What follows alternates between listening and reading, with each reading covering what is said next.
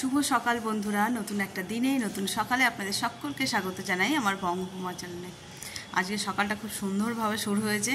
সকালবেলা চলে এসেছি ছাদে, স্নান টান সেরে, আর ছাদে দেখছি প্রতিটা গাছে ফুলে ফুলে ভরে আছে। তো চলো তোমাদের একটুখানি শেয়ার করি। তুমি এই ধার দিয়ে শুরু করি। এই দেখো, এই যে পঞ্চমুখী অরেঞ্জ কালারের যে জবাটা, সেটা একটা ফুটেছে। হলুদ জবা 4খানা ফুটেছে। এইখানে বড় পিঙ্কটাও ফুটেছে। এই দেখো পাশে অরেঞ্জটা, এদিকে ঘন্টা জবা, চন্দন জবা, আর এই লাল গাছটা দেখতে পাচ্ছ, লাল জবাটা কতগুলো ফুটেছে, গাছ লাল হয়ে আছে উপর নিচ করে। আজ অনেক জবা ফুল ফুটেছে। আর সবচেয়ে যেটা বড় জবা, সেটাও একটা ফুটেছে। গাছ ভর্তি এরকম ফুল ফুটে থাকলে কি ভালো লাগে না বলো? দেখতেও ভালো লাগে, আর তুলে পুজো করতে তো ভালো লাগেই। তো চলো আজকের দিনটাকে তাহলে এখান থেকেই দারুণভাবে শুরু করি। ওদিকে নিচে রান্নাবান্না বসিয়েই এসেছি। তো এসেছি জামা কাপড়ও দু একটা মেলতে, তো সেইগুলোই মেলবো। আর ফুলগুলো দেখে একটু তুলি। আর যা রোদ্দুর বেরিয়েছে আজকে, মানে বেশিক্ষণ ছাদে থাকাও যাবে না। চলো আগে ওগুলোকে মেরে নিই, নিয়ে তারপরে দেখছি ফুলগুলো তোলা যায় কি না। চলো।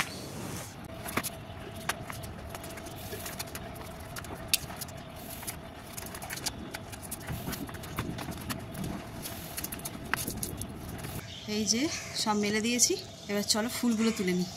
ফুলগুলো দেখে মনে হচ্ছে যেন তুলি, অনেকদিন আমি ফুল তুলিনি। ওরাই তোলে, আমার সকালবেলাটাই রান্নাঘরে ঢুকে যায় স্নান টান সেরে, আর তোলা হয় না।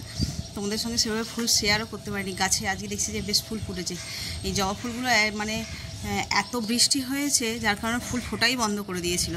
তো এই দুদিন একটুখানি রোদ্দুর বেরিয়েছে বলে গাছে বেশ ফুল ফুটেছে। চলো তুলে নিই।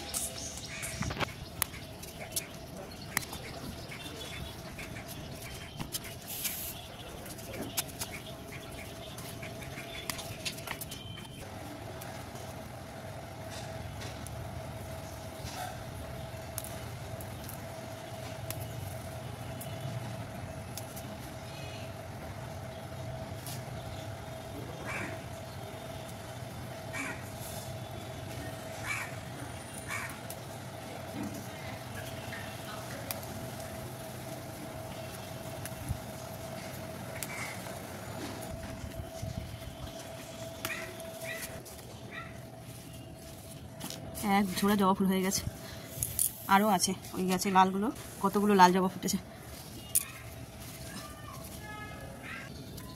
কতগুলো রক্তকরবী ফুটেছে। দেখো শ্বেতকরবী অনেকগুলো ফুটেছে। চলো তুলে নিই এগুলো।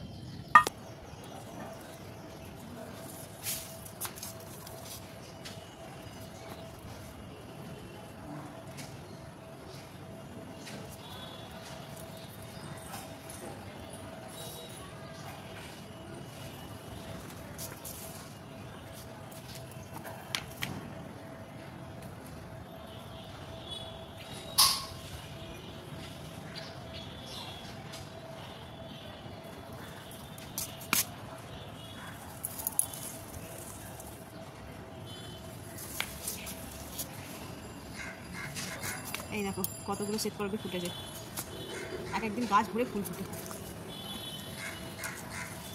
চলো সব ফুলই তোলা হয়ে গেছে।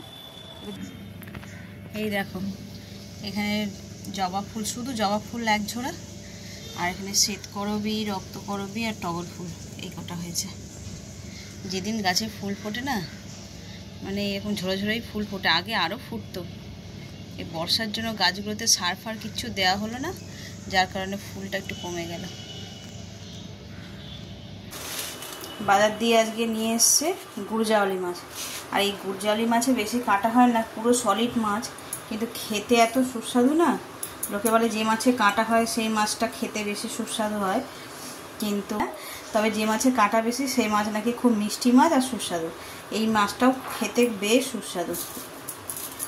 এই মাছ, পাবদা মাছ, এদের তো বেশি কাটা হয় না, একটাই কাটা, কিন্তু তাও এরা খুব টেস্টি মাছটা। নুন হলুদটা মাখিয়ে নিই। আজ একদম সিম্পল রান্না করব। ভাত, ডাল, আলু ভাতে, মাছের ঝাল, উচ্ছের চচ্চড়ি। আর ছেলের জন্য একটু বেলায় চিকেন করব। ও তো একদম মাছ খায় না।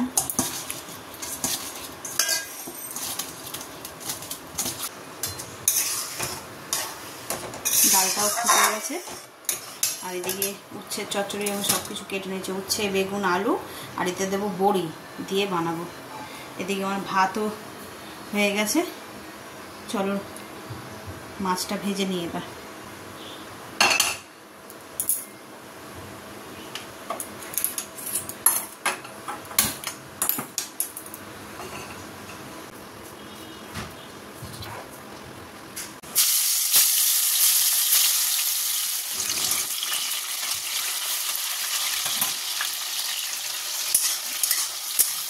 এই কড়াতে উচ্ছের চচ্চড়িটা বসিয়ে দিয়েছি। এখানে মাছটা ভাজা হতে হতে এদিকে চচ্চড়িটাও হয়ে যাবে।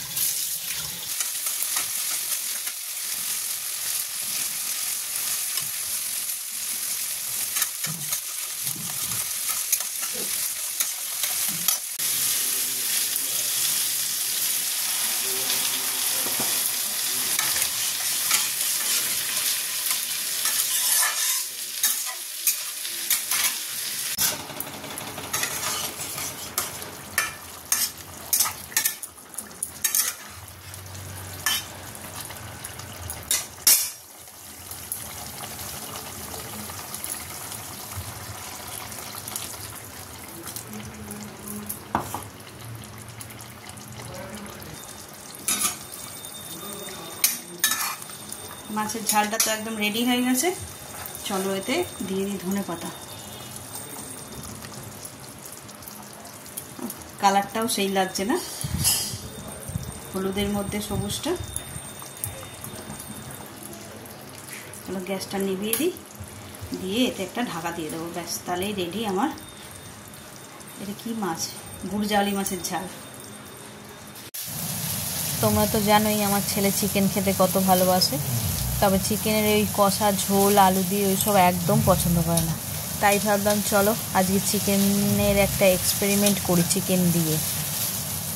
অল্পই একটুখানি চিকেন আনিয়েছিলাম, ওর জন্য 1 কেজি মতন। তাতে নুন, হলুদ, জিরে, লঙ্কা গুঁড়ো, সব কিছু গুঁড়ো মশলাগুলো মাখিয়ে নিয়েছিলাম। আর তো এতে না আদা রসুন কিছুই ব্যবহার করিনি আমি। ম্যারিনেশনের সময় প্রথমে গুঁড়ো মশলাগুলো দিয়ে দিয়েছিলাম, তারপরে টক দই দিয়ে ভালো করে মাখিয়ে নিয়েছিলাম, দিয়ে বেশ খানিকক্ষণ রেখে দিয়েছিলাম। ততক্ষণে আমি অন্যান্য যে সমস্ত রান্নাগুলো ছিল বাকি সেগুলো করে নিয়েছিলাম। ঘন্টাখানেক তো হবেই চিকেনগুলো ম্যারিনেশন করে রাখা ছিল, যার ফলে চিকেনটা রান্না করার পরে এত নরম হয়ে গেছিলো কি বলবো। তো চলো দেখো কি এক্সপেরিমেন্টটাই না করলাম আজকে আমি চিকেনটা নিয়ে। প্রথমে তো একটা কড়াতে তেল নিয়েছি, তেলের পরিমাণটা একটু বেশি হবে। গোটা গরম মশলা আর একটা তেজপাতা,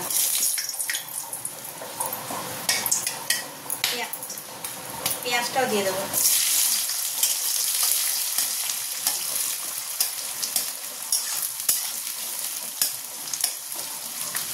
পেরেস্তার মতন করে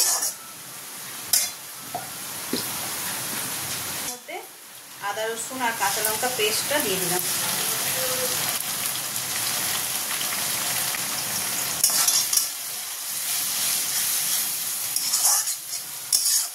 এবার আমি ম্যারিনেট করা চিকেনটা দিয়ে দেবো।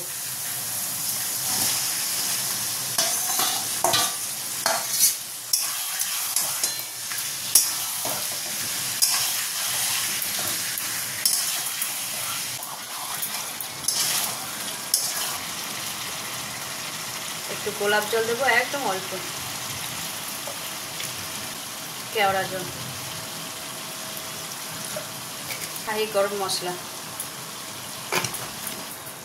আর 4টে আলু বোখরা দিয়ে দেবো।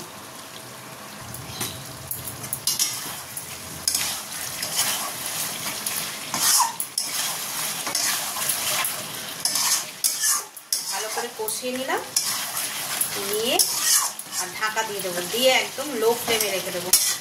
দিলেই একদম চিকেনটা রেডি হয়ে যাবে। আর নুন মিষ্টি একটু চেক করে নেবে তোমরা, যে যার স্বাদ অনুসারে। ব্যাস, এটা একদিন করে খেয়ে দেখো এইভাবে। আমিও এইভাবে কখনো করিনি। রান্নাটা তো পুরোটাই একটা এক্সপেরিমেন্টের উপরেই হয়। গতানুগতিক তো একটা রান্না থাকেই মানুষের, তারপরেও রান্না নিয়ে অনেকে অনেকভাবে এক্সপেরিমেন্ট করে। ভালো হলে ভালো, আর খারাপ হলে সে আর ট্রাই করে না। চলো, এটা তো রেডি হয়ে গেছে, এবার এটাতে ঢাকা দিয়ে দিই। আর গ্যাসটাকে একদম লো ফ্লেমে করে দিলাম। এখন করবো ব্রেকফাস্টের জন্য রুটি। এদিকে চিকেনটা বসিয়ে দিয়েছি। আজকে অনেক তাড়াতাড়ি রান্নাও শুরু করেছি। রান্না শুরু করে দিয়েছিলাম। ওর বাবা যাবে নাইট ডিউটি, তার জন্য। তারপরে মা যাবে ডাক্তারখানায় চেক আপ করাতে, ভাই নিয়ে যেত। তাড়াতাড়ি এই কটা বাজে, এখন বেরিয়ে গেছে 11:15 বাজে। তো সেই জন্য রান্নাটা খুব তাড়াতাড়ি শুরু করে দিয়েছিলাম, সকাল সকাল। আর এই এখন সব কাজ মোটামুটি হয়ে গেছে, ওরা ওদের যে যার কাজে বেরিয়ে গেছে। এখন ওই জন্য ব্রেকফাস্টটা রেডি করে দিচ্ছি। ছেলের পরীক্ষা শুরু হবে পরের সপ্তাহ থেকে, ওই জন্য স্কুল যাচ্ছে না, ও ঘরে রয়েছে। ওই ও আর আমি ব্রেকফাস্টের রুটিটা খাবো, খেয়ে তারপরে অন্য কাজ। রাস্তায় জল জমেছে, রাস্তায় জল জমেছে, রাস্তায় জল জমেছে।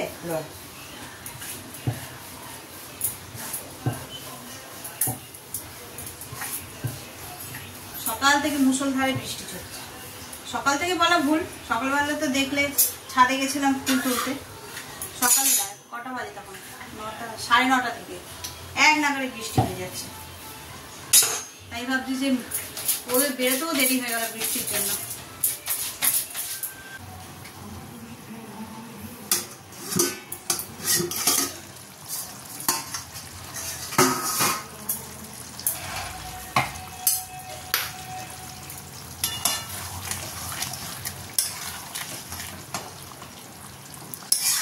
এই দেখো চিকেনটা কত সুন্দর রঙও হয়েছে। আর এই যে জল ছেড়ে দই দিয়েছিলাম, তার জন্য চিকেনটা সিদ্ধ হয়ে গেছে। এবার একটুখানি ফ্লেমটা হাই করে দেবো, দিয়ে আর জলটাকে শুকনো করে নেবো, ঝোলটাকে।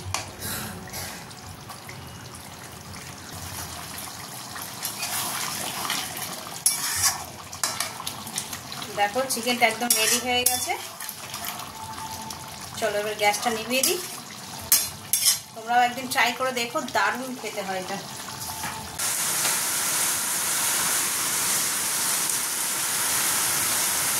সকাল থেকে তো দেখানোই হয়নি যে কীভাবে বৃষ্টি হচ্ছে। এখন এই হাতের কাজটা সেরেছি, দেখো কীভাবে বৃষ্টিটা হচ্ছে। মানে 2 দিন বন্ধ ছিল, তারপরে আবার এই কিছু বৃষ্টি ছিল। মাও গেছে ডাক্তারখানায়, তো বৃষ্টির মধ্যে কী করে সব ফিরবে কে জানে।